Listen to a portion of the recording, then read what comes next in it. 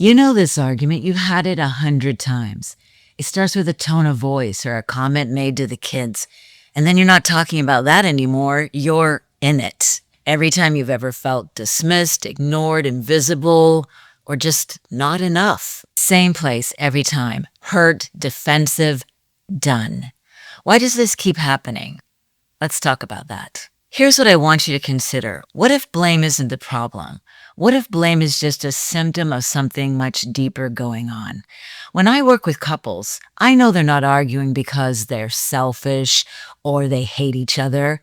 They're arguing because they're scared. Scared of being misunderstood, of being dismissed. Scared that if they let their guard down, they're going to get hurt again. And your nervous system doesn't know the difference between a physical threat or an emotional one. So it prepares and protects you from what seems like real danger. What looks like blame, you never do this. You always do that. It's your fault. That's your nervous system doing what it was designed to do. Keep you safe. The problem is you're trying to protect yourself from the one person you're supposed to be the most safe with. And what's especially painful about this is you're both doing this to each other at the same time. You say something, they defend. They say something, you get upset. And the real issue, the loneliness, the disconnection, the unmet needs, they never get talked about, do they? You never get past the defenses to get to that real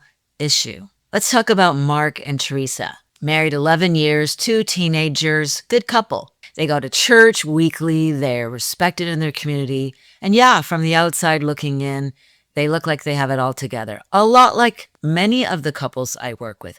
But inside the home, there's a battle going on. It doesn't look like screaming, although, yeah, there's been some of that. Mostly it looks like this. Mark says something, Teresa hears a criticism. Teresa responds, Mark hears rejection. Here they go. Same loop, different day. So Mark says to me, I can't do anything right. I feel like I'm walking on eggshells in my own home. I don't even know why I bother to try. And Teresa says to me, he doesn't listen. He never takes responsibility for anything.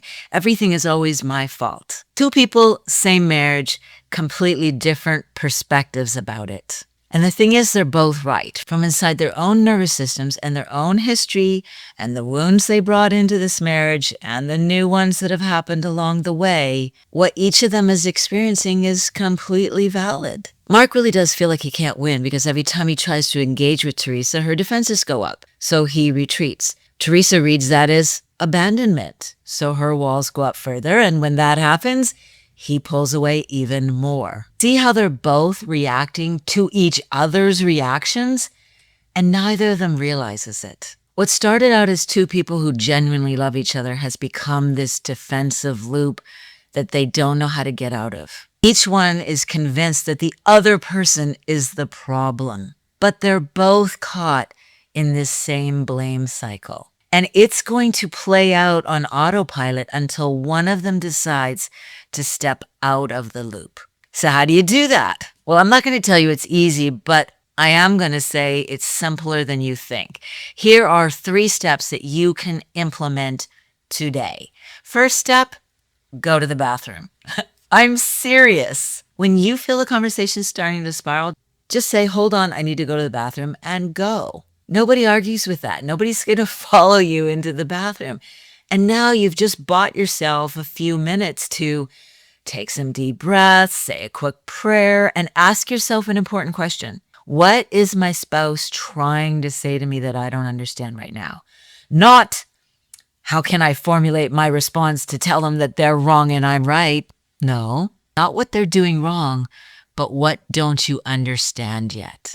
That tiny interruption breaks the blame loop before it goes too far. And sometimes a bathroom break is all it takes to bring a different version of yourself back into the room. The second thing I want you to do is to swap out the accusation for a feeling. Instead of going back into the room and going, you need to listen to me. You don't have it right. You're wrong about this. I want you to say something like, I feel invisible right now. Instead of saying, you always shut me out, say, I'm scared you don't need me anymore. See the difference? When you do that, You lower your spouse's defenses and you give them something they can actually respond to.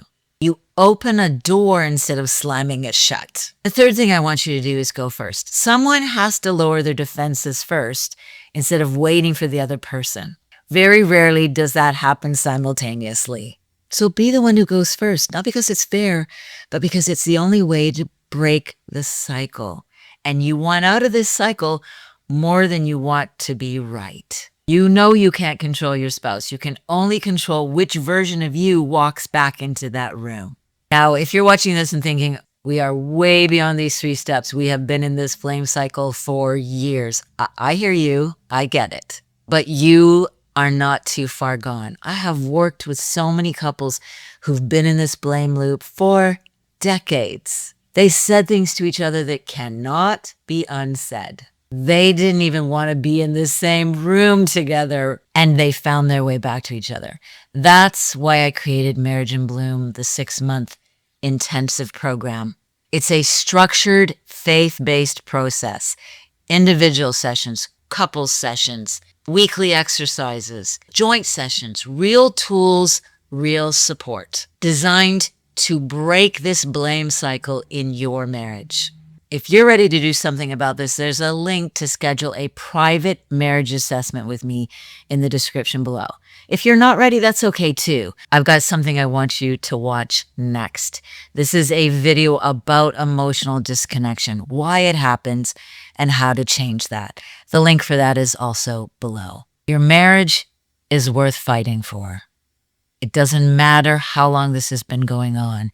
It can be changed.